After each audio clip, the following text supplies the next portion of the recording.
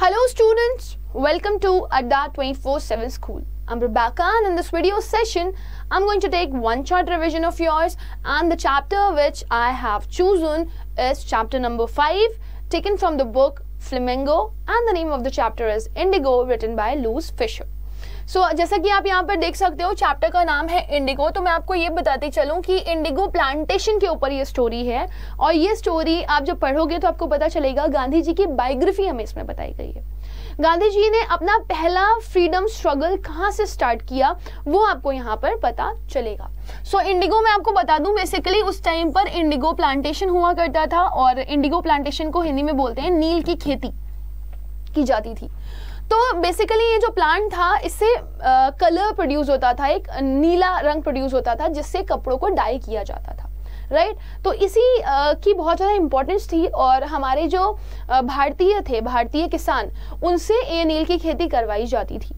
और ब्रिटिशर्स ने उस टाइम पे बहुत ज़्यादा अत्याचार किया, बहुत ज़्यादा धोखाधड़ी करी, जो कि हम लोग इस चैप्टर में पढ़ने वाले हैं। और जब एक किसान था जिसका नाम था राजकुमार शुक्ला, तो वो रेबेल कर रहा था यहाँ पर, वो रेबेल करने के लिए गांधी जी की मदद मांगने के लिए गया था। तो गांधी जी ने किस तरीके से मदद करी और कैसे उनका पहला चंपारण मूवमेंट स्टार्ट हुआ वो हम लोग आज इस चैप्टर में पढ़ेंगे। So let us begin with the chapter. In this video session I am going to give the whole chapter in one shot. So let's start. Louis Fischer met Gandhi in 1942। तो ये लूइस फिशर हैं जिन्होंने interview लिया है गांधी जी का और इनकी मुलाकात गांधी जी से कब होती है? 1942 में एट हिज आश्रम इन सेवाग्राम।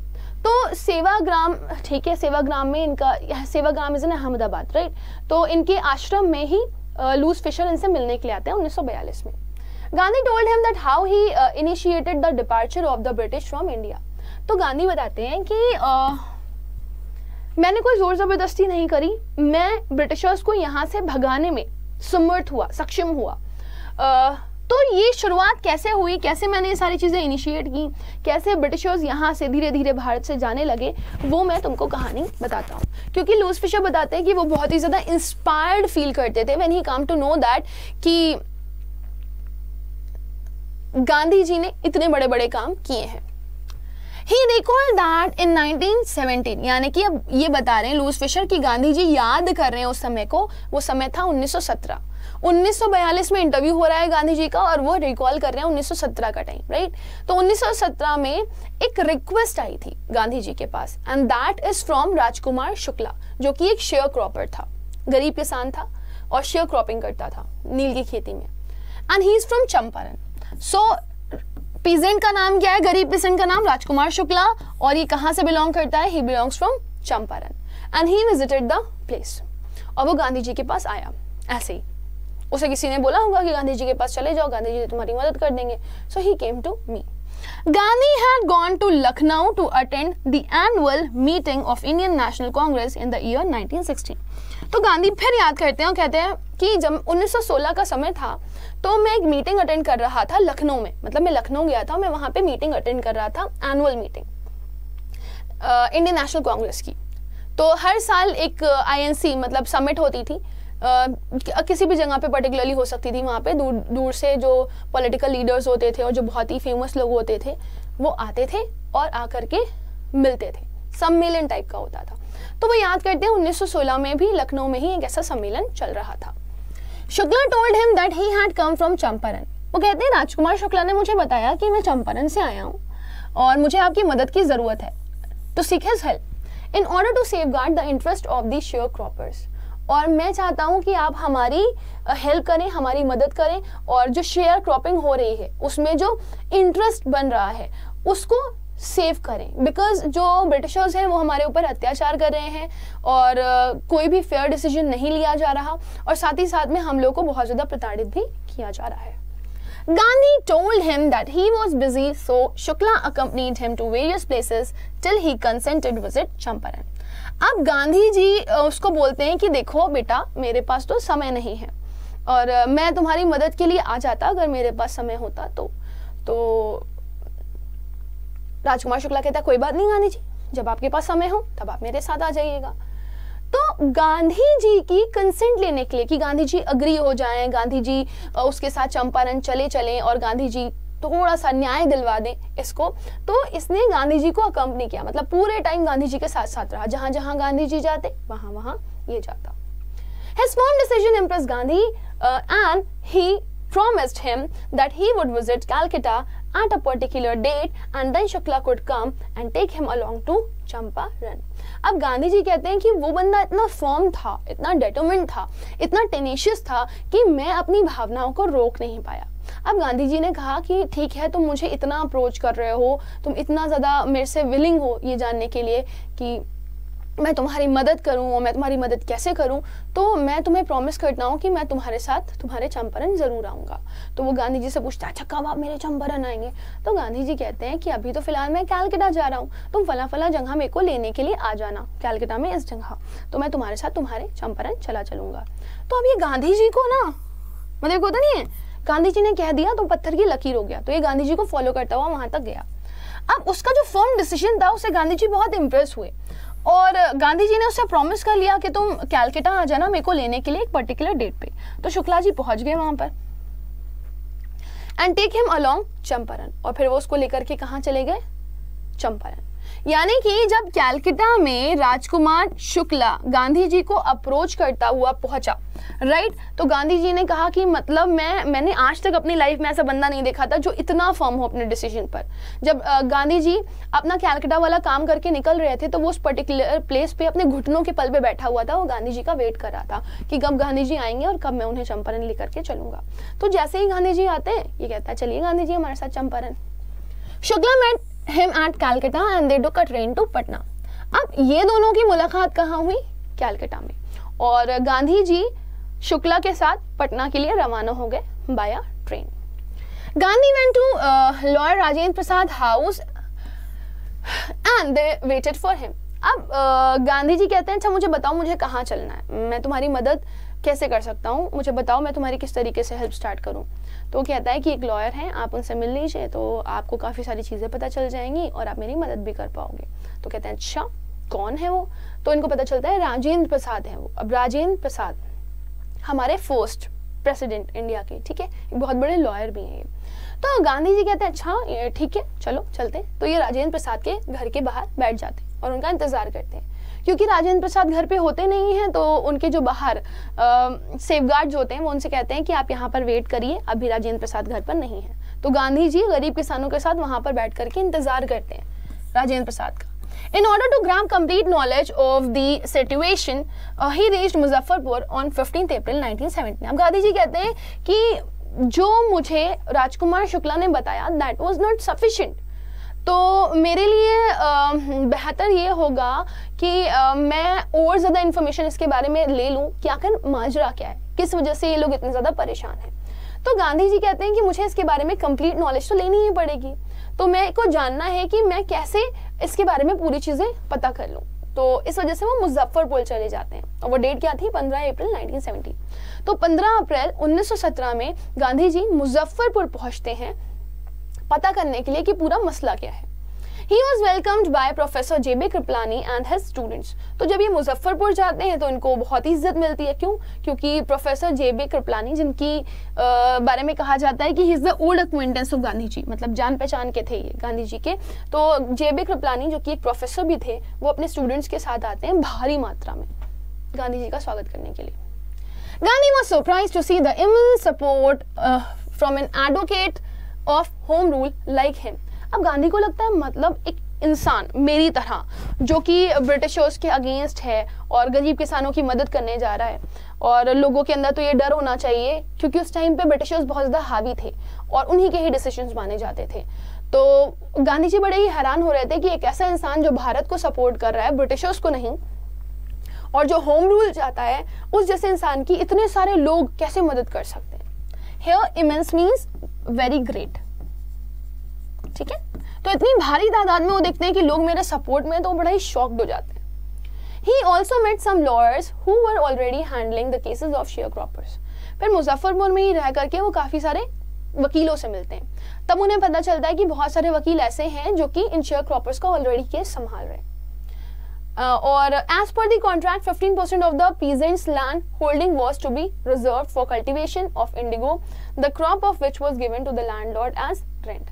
अब यहाँ पे इन्हें पता चलता है कि ये लोग बहुत बड़े एविल्स हैं। Y so? बिकॉज ये जो लॉयर्स थे वो शेयर क्रॉपर्स का केस लड़ते थे और उनसे बहुत सारा पैसा लेते थे और इसका रिजल्ट था 0, इट वॉज नेग्लिजिबल।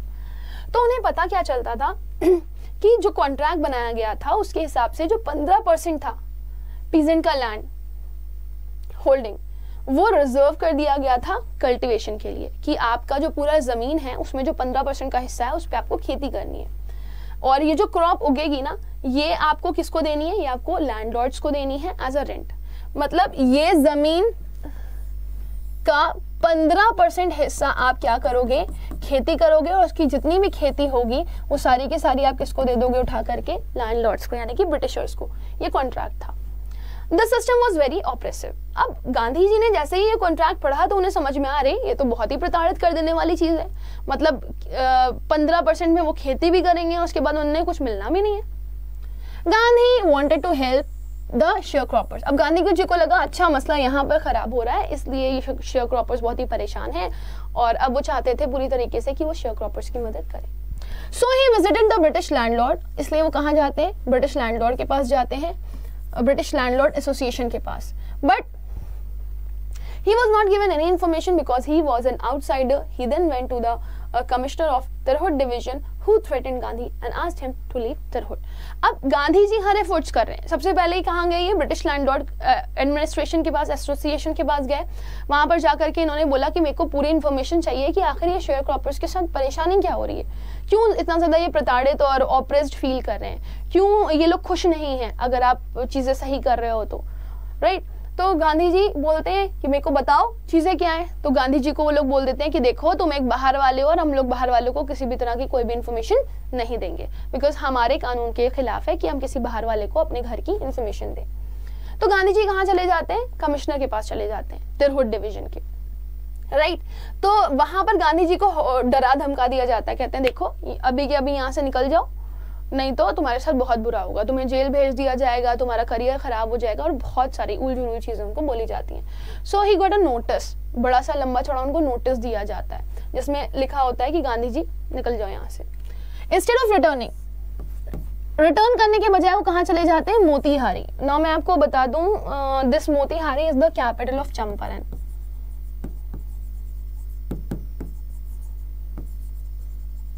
ठीक है, तो गांधी जी यहाँ पहुंचते हैं। Here he started gathering complete information about the Indigo contract. अभी भी गांधी जी को लगता है कि उनकी नॉलेज कहीं ना कहीं अधूरी है। अगर वो लड़ेंगे या किसी चीज पर कोई मुद्दा उठाएंगे, कोई मैटर उठाएंगे तो कैसे उठाएंगे, तो वो फिर उसके बारे में कंप्लीट इन्फॉर्मेशन लेना शुरू कर देते हैं। He was accompanied by many lawyers. अब वो यहाँ पर अकेले नहीं थे, बहुत सारे लोग थे, बहुत सारे वकील थे जो उनके साथ में थे, उनके सपोर्ट में थे। One day as he was on his way to meet a peasant, एक बार ना उनको पता चलता है कि एक गरीब किसान को बहुत मारा गया है, मारपीट की गई, who was maltreated, जिसके साथ बहुत बुरा व्यवहार किया जा रहा है। Now he was stopped by the police superintendent. अब देखो गांधी जी के साथ अक्सर ऐसे भड़कते हुए मैसेजेस आते थे कि ये जगह छोड़ दो, यहाँ से चले जाओ, नहीं तो तुम्हारे साथ बहुत बुरा होगा। और अभी तक कोई नोटिस उनको लीगल नहीं मिला था, लेकिन अब उनके पास एक लीगल नोटिस आता है और वो आता है पुलिस के सुपरिटेंडेंट की तरफ से, और वो मैसेज देता है, मतलब वो गांधी जी को रास्ते में ही रोक लेता है, और गांधी जी को रास्ते में रोक करके एक नोटिस पकड़ाता है और कहता है यहाँ से निकल जाइए, नहीं तो आप फंस सकते हैं। Gandhi receive the notice but disobeyed the order. Gandhi ji notice तो रिसीव कर लेते हैं, लेकिन वो साफ साफ उसमें मना कर देते हैं, देखो जो भी इस नोटिस में लिखा हुआ है उसको मैं मानने वाला नहीं हूँ, मैंने एक्सेप्ट तो कर लिया नोटिस। वो नीचे अपनी साइन भी करते हैं और कहते हैं I am not going to obey this. A case was filed against him. अब ये गांधी जी का एक तरीके से रेबल था। अब जब गांधी जी रेबल करते हैं तो सबको गुस्सा आ जाता है, उनके अगेंस्ट केस फाइल कर दिया जाता है।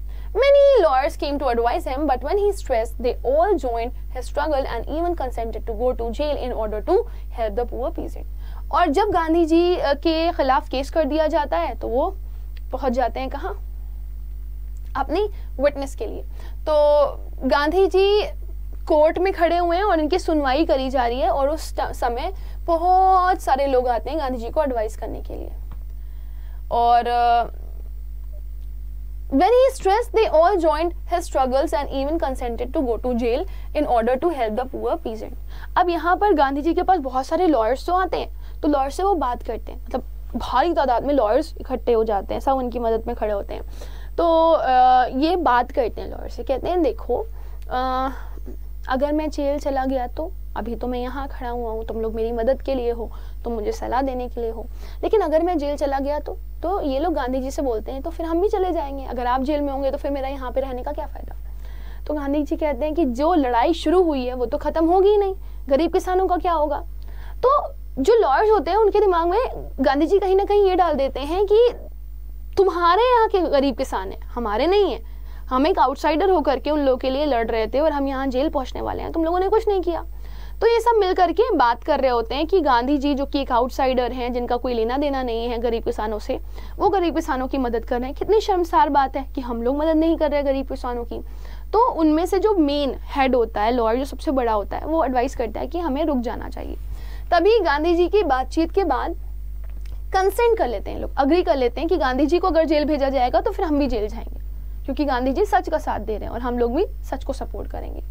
तो on the day of trial, जिस दिन गांधी जी की सुनवाई होती है, भारी तादाद में एक भीड़ इकट्ठा हो जाती है वो कोर्ट के बाहर। मतलब सारे गरीब किसान आए होते हैं, बहुत सारे स्टूडेंट्स होते हैं और बहुत सारे लॉयर्स होते हैं। Everybody was there outside the court. It became impossible to handle them. और वो एकदम मॉब में कन्वर्ट हो गया। मतलब सबको गुस्सा है कि गांधी जी को जेल क्यों भेजा जा रहा है। Gandhi help the officer to control the crowd. अब सब गुस्सा है और इतने ज्यादा गुस्से में हैं सब कि उनको कंट्रोल करना बहुत ही डिफिकल्ट है। तो गांधी जी से बोला जाता है कि देखिए ये भीड़ को कंट्रोल करिए आप। तो गांधी जी कहते हैं ठीक है, मैं भीड़ को कंट्रोल कर लूंगा, ठीक है। Gandhi gave his statement that he was not a lawbreaker but he disobeyed so that he could help the peasant। अब गांधी जी कहते हैं देखो मैं क्राउड को कंट्रोल कर लूंगा, और गांधी जी क्राउड को कंट्रोल भी कर लेते हैं। और फिर वो कहते हैं देखो मैं यहाँ पर कोई नियम या कानून तोड़ने के लिए नहीं आया हूँ, और मुझे पता है कि अगर मैं किसी तरह का कोई लॉ ब्रेक करता हूँ तो वो गलत चीज होगी, लेकिन अभी मेरे पास दो राहें हैं, मैं कंफ्यूज्ड हूँ, मैं दो जगह पर खड़ा हुआ हूँ। अगर मैं लॉ को तोड़ता हूँ तो वो भी मेरे लिए गलत है क्योंकि मैं एज अ नागरिक गलत कर रहा हूँ। अगर मैं यहाँ के गरीब किसानों की मदद नहीं करता हूँ तो मैं भारत के साथ अन्याय कर रहा हूँ। तो इस वजह से मुझे ऐसा लग रहा है कि पीजेंट्स का पल्ला ज्यादा भारी है, इस वजह से मैं पीजेंट्स को सपोर्ट करना चाहूंगा। तो मैं लॉ ब्रेकर नहीं बनना चाहता, लेकिन मुझे गरीब किसानों की मदद करनी पड़ रही है क्योंकि वो ज्यादा नेसेसरी है, उनके साथ गलत हो रहा है। तो गांधी जी यहाँ पर बेसिकली एक अच्छे इंसान बन जाते हैं, एक गुड इंसान बन जाते हैं, और वो सपोर्ट करते हैं गरीब किसानों का और लॉ को ब्रेक करते हैं। He was granted bail. अब उनको ना बेल मिल जाती है। And later on the case against him was dropped। तो पहले टाइम तो उनको बेल मिलती है। बेल क्या होती है? पैसे ले दे करके थोड़ी देर के लिए आपको पुलिस वाले छोड़ देते हैं कि आप घूम सकते हो, कहीं भी जा सकते हो, you are free, you are not under custody. तो पहले गांधी जी को बेल भी मिलती है, फिर इनके काफी सारे डिस्कशन होते हैं, फिर जो भीड़ है वो इनके साथ है। तो अब इन लोगों को लगा कि गांधी जी से पंगा लेने का कोई मतलब नहीं है क्योंकि गांधी जी के सपोर्ट में बहुत सारे लोग हैं, इस वजह से केस खत्म कर दिया जाता है। Gandhi and his associates started gathering all sorts of information related to indigo contract and its misuse। अब गांधी जी क्या करते हैं, यहाँ पे वो रुकते नहीं है कि हमको जेल से रिहाई मिल गई तो हम अपना आंख खत्म कर देंगे। वो सारे लोगों को इकट्ठा करते हैं, वो खूब सारी रिसर्च में लग जाते हैं। अब बहुत सारी फाइल्स निकाली जाती हैं। ये गांधी जी का दबदबा था उस टाइम पे। मतलब उनको लोग इतना वैल्यू करते थे कि उनकी बातों को सुनते थे। तो हर तरह की पॉसिबल इन्फॉर्मेशन निकाली जाती है, किस तरीके से गरीब किसानों का मिसयूज किया जा रहा है वो सब देखा जाता है। और सारे जितने भी फ्लॉज होते हैं, जितने भी फॉल्सहुड्स होते हैं, जितनी भी बुरी चीजें होती हैं, वो ब्रिटिशर्स के बारे में याद करी जाती है। एक्चुअली में दे डिड रॉन्ग, तो उनके कच्चे चिट्ठे सब सामने आ रहे थे। Later a commission was set up to look into the matter. तो अब एक्चुअली में कोई मैटर यूं ही तो सॉल्व हो नहीं सकता था, तो एक संगठन बिठाया गया, एक कमीशन, एक कमेटी, जिसमें गांधी जी थे, लॉयर्स थे और ब्रिटिशर्स थे। और पूरी कमेटी में, पूरे कमीशन में अगर कोई बोलने वाला था गरीब किसानों के लिए तो कोई और नहीं बल्कि गांधी जी अकेले थे। और जब जांच पड़ताल की गई तो पता चला कि जो प्लांटर्स हैं वो बेचारे जबरदस्ती के विक्टिम्स हैं। मतलब जबरदस्ती उनको प्रताड़ित किया जा रहा है, परेशान किया जा रहा है उनको, एंड वर आस्क्ड टू पे बैक टू द पीजेंट्स। और फिर इनको पता चलता है कि जो ब्रिटिशर्स हैं उन्होंने गलत किया है और इस वजह से उन्हें हर्जाना भुगतना पड़ेगा। गरीब किसानों का पैसा वापस करो। अब तुम गरीब किसानों से पैसा लोगे नहीं बल्कि उन्हें वापस करोगे। Expecting refusal they offer to pay only 25% of the amount. तो ना गांधी जी मतलब ऐसा ब्रिटिशर्स एक्सपेक्ट कर रहे होते हैं कि गांधी फुल रीपेमेंट की बात करेंगे, बट गांधी 50% की बात करते हैं। तो अब ये दिमाग तो चलाते ही थे ब्रिटिशर्स। ब्रिटिशर्स ने क्या कहा कि हम 50% तो नहीं दे पाएंगे, हम 25% दे देंगे। तो गांधी जी कहते हैं ठीक है, मुझे ये मसला बढ़ाना भी नहीं है, पैसा is not a matter of concern, बस आप गरीब किसानों को प्रताड़ित मत करो। तो गांधी एक्सेप्ट कर लेते हैं इस चीज़ को, because he wanted to be free the sharecroppers from the binding of indigo contract. उनका जो मेन मसला था वो सॉल्व हो गया। वो ज़बरदस्ती ये जो कॉन्ट्रैक्ट में बंधे हुए गरीब किसान थे ना, उनको निजात दिलवाना चाहते थे, फ्री करवाना चाहते थे, तो वो कॉन्ट्रैक्ट अब खत्म हो गया था और अब गरीब किसान प्रताड़ित नहीं था। अब फिर ये बोला जाता है कि ऐसा नहीं है कि आप गांधी जी यहाँ पर रुक गए हो कि लो कॉन्ट्रैक्ट का मसला हल हो गया, अब मैं चल देता हूँ। उनको लगा कि नहीं, अभी भी यहाँ पर देयर आर सर्टेन थिंग्स जो कि गलत हैं, मुझे उनको सही करना चाहिए। तो उन्होंने वहाँ पे रह करके नोटिस किया कि यहाँ के लोग पढ़े लिखे नहीं हैं, अवेयर नहीं है। कब तक एक गांधी जी जैसा बंदा आकर के आवाज़ उठाता रहेगा, बोलता रहेगा, इनको खुद की आवाज़ बनना पड़ेगा। तो गांधी जी वहाँ पर रह करके 6 स्कूल इन्होंने खुलवाए। उसके बाद ये बताया जा रहा है चंपारण के गांव में इन्होंने 6 स्कूल खुलवाए थे। And volunteers like Mahadev Desai, Narhari Parekh and his son Devdas taught them. और वहाँ पे पढ़ाई लिखाई करवाई जाती थी, जिसमें महादेव देसाई, नरहरि पारेख और उनके बेटे और देवदास, ऐसे लोग वहाँ पे पढ़ाते थे। कस्तूरबा बाई भी इवन वहाँ की जो औरतें थी उनको नॉलेज दिया करती थी पर्सनल हाइजीन की, कैसे आप साफ सुरक्षित अपने आप को रख सकते हो। बाद में with the help of a volunteer doctor he provided medical facility to natives of Champaran, thus making their life a bit better. और यही नहीं, इन लोगों को हॉस्पिटैलिटी भी प्रोवाइड कराई गई, मतलब बीमारी आजारी से बचने की चीज़ें। तो बहुत सारी मेडिकल फैसिलिटीज़ भी अवेलेबल करवाई और कई सारे तो डॉक्टर्स ऐसे थे जो फ्री ऑफ कॉस्ट, वॉलंटियर का मतलब ही होता है फ्री ऑफ कॉस्ट काम करना। तो जितने भी लोग वहाँ पे काम कर रहे थे ना, they were the free workers, free में काम कर रहे थे ये गरीब किसानों के लिए। A peacemaker Andrews wanted to volunteer at Champaran ashram. अब यहाँ पर एंड्रयूज जो था ना, वो एक अंग्रेज था, लेकिन वो गांधी जी से इतना इम्प्रेस था, वो कहता है गांधी इतने महान व्यक्ति थे और वो कहता है मैं आपको फॉलो करना चाहता हूँ, because he was also a great man. तो वो कहता है गांधी जी मैं भी आपको आश्रम में फॉलो करना चाहता हूँ, मैं भी आपके साथ साथ चलना चाहता हूँ और मैं आपके चंपारण एक्ट में आपको सपोर्ट करूँगा। लेकिन गांधी जी मना कर देते हैं, कहते हैं नहीं, तुम एक ब्रिटिशर हो और तुम्हारी यहाँ पर बिल्कुल भी ज़रूरत नहीं है। बिकॉज वो चाहते थे कि जो इंडियंस हैं वो एक लेसन सीखें कि कैसे वो आत्मनिर्भर रह सकते हैं। ब्रिटिशर्स को सपोर्ट में लेकर के लड़ना is not a good deal. उनको ये लगता था कि वो अपने लीडर खुद बने। जैसे अभी मोदी जी का आत्मनिर्भर भारत चल रहा है ना, वैसे ही गांधी जी भी चाहते थे कि आत्मनिर्भर बने हमारा भारत। तो so that they would not depend on others, ताकि वो दूसरों पर डिपेंडेंट ना रहे। तो बेसिकली गांधी जी यहाँ पर हमारे इंडियंस को ये समझा देते हैं कि how much it is necessary to be independent. Gandhi told the writer that it was Champaran's incident that made him think that he did not need the Britishers' advice while he was his own country. अब गांधी जी यहाँ पर writer को बताते हैं, loose Fisher को बताते हैं कि Champaran incident made him think, मतलब चंपारण की वजह से मैं ये सोच पाया कि he did not need the Britishers advice, उन्हें ब्रिटिशर्स की एडवाइस की जरूरत नहीं है, while he was in his own country। मतलब यहाँ पर वो एक लेसन सीखते हैं कि ये देश हमारा है, ये जन्मभूमि हमारी है, तो कोई बाहर वाला आ करके हमारा कुछ भी उखाड़ नहीं सकता है, हमारा कुछ भी नहीं ले सकता। This is our India, not theirs, so they can not rule there, we are the only one जिसको यहाँ पर रूल करना है। तो गांधी जी ने सिंपल और साधारण शब्दों में ब्रिटिशर्स को ये बता दिया था कि ये देश हमारा है, यहाँ से निकल जाओ, क्योंकि यहाँ पर चलेगा तो होम रूल ही चलेगा। So with this my dear student, we have come to the end of this session. और मेरे को लगता है कि ये बहुत ही इंस्पायरिंग स्टोरी थी आप लोगों ने जब इसको पढ़ा होगा तो। एंड आई रियली वांट कि आप बताओ मुझे, अगर आप गांधी जी के टाइम पर होते तो आप किस तरीके से सपोर्ट करते इस चंपारण एक्ट में टू हिम, राइट? सो आप लोग मुझे कमेंट सेक्शन में इसका आंसर करके देना। I would love to see your answers definitely. And with this we have come to the end of the session, my dear student. Thank you, bye bye.